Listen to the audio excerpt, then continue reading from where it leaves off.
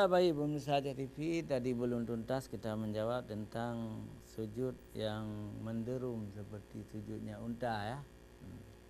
Jadi memang tidak boleh seperti itu ya. Kita harus sujud yang normal ya.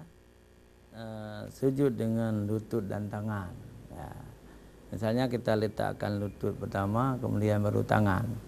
Tapi tidak boleh kita sujud langsung dengan tangan, menderum seperti unta tidur ya. Memang itu ada petunjuk yang sangat jelas diajarkan di sekolah-sekolah untuk praktek salat. Tapi tentang sujud ini juga ada khilafiyah. Ada hadis yang membolehkan dua macam itu. Ada yang membolehkan dua macam, sujud dengan tangan duluan atau sujud dengan lutut duluan. Ada gitu ya. Terserah kita mau pilih yang mana gitu. Kita ingin baca lagi SMS ini. Iya. Assalamualaikum Ustaz. Kenalkan, nama saya Tiara Maulida dari Blang Bintang. Saya mau nanya, apa itu khilafiyah? Baik Tiara Maulida di Blang Bintang. Khilafiyah itu ikhtilaf, perbedaan pendapat ulama tentang masalah fikih, tentang masalah fikah, tentang masalah furu'iyah, bahkan kadang-kadang tentang masalah tauhid. Jadi khilafiyah ini telah ada sejak zaman Rasulullah. Ada perbedaan pendapat antara Ibnu Umar dengan Ibnu Abbas, antara Sayyidina Ali dengan Sayyidina Umar. Jadi Rasulullah membiarkan. Yang penting tidak terlepas dari akidah-akidah yang telah ditentukan. Karena sulit sekali kita menyatukan satu pendapat. Jadi khilafiyah itu memang dimiliki oleh banyak orang ya. Dimiliki dan senang orang dengan khilafiyah itu. Maka ada ahli tauhid, ada ulama ahli fikih, ada ulama ahli sufi, ada ulama ahli mantek ya, dengan adanya khilafiyah. Tapi kalau tidak ada khilafiyah, mungkin hanya lahir satu ulama saja, ahli tauhid misalnya. Tidak ada yang mampu menggali fikih, tidak ada yang mampu menggali mantek. Karena nggak ada debatan. Nah, jadi wasyawirhum itu perlu bermusyawarah. Dalam musyawarah itu tentu tidak langsung titik temunya. Ada perdebatan duluan. Ya, ada perdebatan duluan. Apa mengeluarkan ilmu masing-masing ulama? Menurut saya begini-begini. Menurut saya begini-begini. Maka masalah khilafiyah itu mampu diselesaikan oleh ulama-ulama besar kita. Ulama-ulama daya, ulama-ulama intelektual, ulama-ulama di MPU yang sudah memiliki ilmu yang tinggi. Nah, kita sebagai orang awam kita mukallid saja kepada para ulama kita yang besar itu. Assalamualaikum Ustaz. Waalaikumsalam. Saya Ibu Nur Dahri dari Banda Aceh. Assalamualaikum Ustaz. Bagaimana pendapat Ustadz tentang akhir-akhir ini ada orang-orang yang melecehkan ulama, menghina ulama? Tolong Ustadz jelaskan. Ibu Nur Dahri di Banda Aceh, ulama itu warasatul anbiya. Ulama itu pewaris para nabi. Kita harus menghormati ulama. Tidak boleh kita menghina beliau. Tidak boleh kita melecehkan beliau. Kita harus ta'zim kepada ulama, kepada guru-guru kita. Begitu kita diajarkan dalam ilmu adabiyah, ilmu akhlak. Jangankan ulama, orang tua saja wajib kita hormati. Bukan orang tua kita. Kalau orang tua kita itu wajib bin wajib. Misalnya ada orang tua, apakah dia punya ilmu atau tidak? Kita hormati dia. Wajib kita hormati. Apalagi ulama. Ulama lebih wajib lagi kita hormati. Jangan melecehkan ulama. Tidak boleh melecehkan ulama. Tapi sebaliknya ulama juga tidak boleh melecehkan ulama yang lain. Ya. Jadi kita minta kepada mereka harus menahan diri, Ya. harus saling menghormati. Ya. Jadi jangan berpikir seseorang itu sudah memiliki ilmu yang sangat tinggi setingkat para mujtahid zaman dulu, tidak. Ya. Suka meleceh-lecehkan. Sealim-alim ulama sekarang tidak sama dengan ulama dulu. Ulama dulu sudah tingkat mujtahid, kadang-kadang kita belum. Mengarang kitab. Mengarang kitab, mereka meninggalkan kitab kepada kita semua, sedangkan kita tidak ada. Jadi maka seorang ulama itu juga harus menghormati orang lain. Jadi dengan Nggak ada sekarang yang mengarang kitab, nggak ada. iya. Ada kecil-kecil aja. Iya. Sedikit aja. Ya, kalaupun ada bukan ulama Aceh. Ya. Ulama di luar. Iya. Kita terima. Assalamualaikum. Waalaikumsalam. Silakan. Pak Musa Umar di Wilayah Karing ni. Oh, enggak, silakan. Ni Pak Becut. Iya. Lokalan Pak Siti dia salah Pak.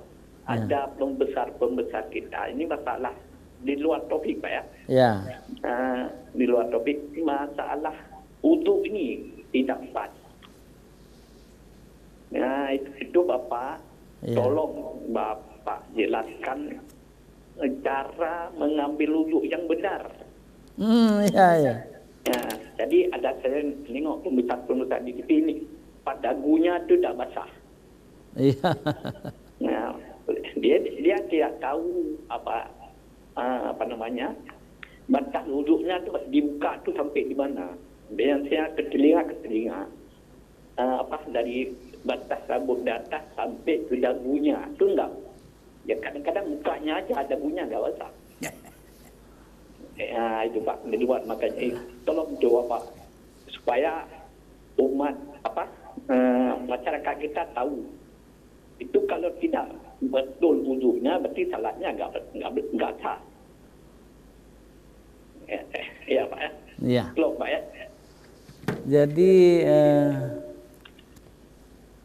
tentang wudu memang terjadi juga khilafiyah ulama ya, antara mazhab Hanafi dengan mazhab Syafi'i. Kalau kita contohnya mazhab Syafi'i misalnya sedikit saja kena beberapa lembar rambut itu sudah wamsahu biru'usikum, sudah kita membasuh kepala. Tapi bayangkan mazhab Hanafi yang disebut wamra'u biru'usikum itu seluruh kepala kita ambil air, kita harus buat begini berkali-kali. Kebetulan di sini teman saya juga mazhab Hanafi. Saya mazhab Syafi'i, ini mazhab Hanafi. Beliau kalau berwudu selalu membasuh semua ya. Kemudian kita mazhab Syafi'i mengambil air pisah membasuh telinga 3 kali sunat. Tapi dalam mazhab Hanafi itu harus sekaligus ya. Satu kali saja. Satu kali. Jadi ini juga ikhtilaf, perbedaan pendapat ulama. Padahal Hanafi juga Ahlussunnah wal Jamaah, Syafi'i juga Ahlussunnah wal Jamaah. Jadi perbedaan itu rahmat. Jangan kita saling menyalahkan. Di masalah wudu juga terjadi perbedaan pendapat waktu kita menyuci kaki. Menyuci kaki. Dalam mazhab Syafi'i kita tidak mesti ya membuat gini-gini di dalam celah-celah kaki itu. Kita siram aja. Keyakinan kita air itu semua masuk. Tapi di dalam mazhab Syafi'i cuma sunat diajarkan untuk membuat di celah-celah. Menjilat-jilat. Jilat-jilat. Jilat. Tapi mungkin ada perbedaan lain juga ya. Ya. Masalah jenggot itu. Ya. Masalah jenggot bagaimana? Saya kurang ada jenggot nih. Ya, harus sampai ke sini. Jadi baca ini ya. Dari sini ini sampai ke sini. Iya. Sampai ke sini. Sampai di batas sini. Jangan sampai sini-sini aja. Banyak kita lihat itu di Masjid Raya pun ada juga, di mana aja saya lihat. Begini-gini ya. Dah cepuk gini kena sebelah kiri sebelah kanan. Lepas tu kita susuri bagaimana rupanya orang-orang yang baru belajar. Baru, sedangkan dia sudah tua. Dia perlu belajar. Dia kiri-kiri aja. Kau nak kiri kanan kita. La ilaha illallah. Kita mau marah tidak bisa. Tidak bisa berbicara kan. Ambil wuduk. Gini terkecuali apabila ada darurat. Dia begini-gini aja. Sudah itu gini-gini juga. Gini. Itu ambil air wuduk. Hidung tak ada. Ada juga. Jadi istinsyak ya.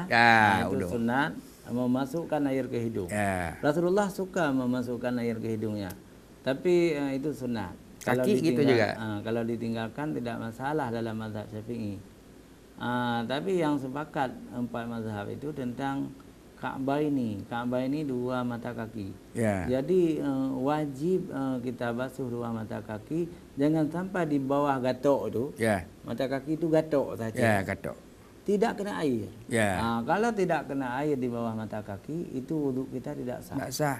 Tak ada dia gosok-gosok. Lantas di antara kita punya ketok itu ada seperti lilin dia. Nak kena, kalau bisa kita nak gosok, nggak sampai di airnya situ. Dan ada juga kita lihat orang ambil wuduk, waktu sudah ambil kaki itu sekalian dia, kaki kiri dengan kaki kanan sekalian. Sebenarnya tidak boleh, mesti tertib. Yang dikatakan tertib itu yang awal ke bawah, yang akhir ke bawah pakai. Yang una nilai baru kui nyuhan bertiga ju. Itu bisa mustakmal. Bisa mustakmal. Ini tidak ada diperhatikan, apalagi kita lihat yang ada pakai kulah tu. Dia pergi siram tu, kita berangkat itu la ilaha illallah. Maunya yang kiri ke kiri, yang kanan dulu. Maunya kata tu ke sempurna sampai ke kaki tidak sempurna lagi. Begitu berdoalah dia, tidak diterima oleh Allah. Kenapa? Sebab tidak ada tertib. Itulah jadi dia. Mudah-mudahan ya tentang wudu itu mudah.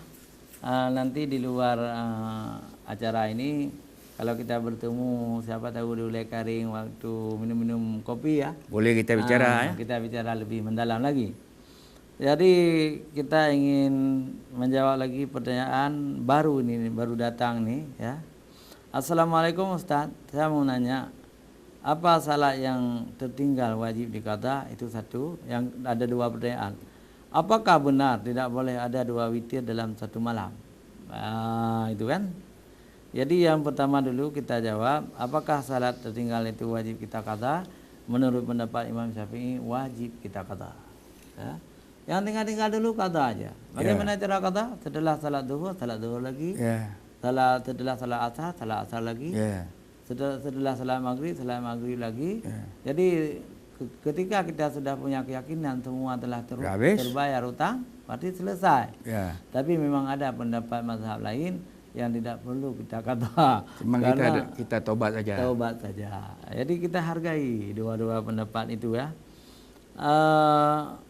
Saya lebih cenderung begitu ya.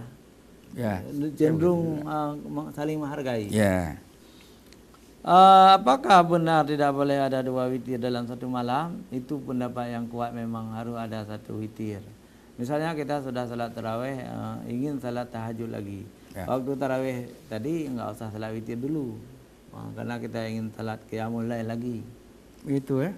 Masya Allah. Tapi kalau ada juga pendapat yang boleh. Karena sudah lama berlangsung. 2 witir juga boleh. Tapi lebih kuat yang mengatakan 1 witir. Karena salat malam itu harus ditutup dengan witir. Itu salat malam. Tapi ada juga yang berpendapat ya, tidak ada lagi salat qiyamul lail.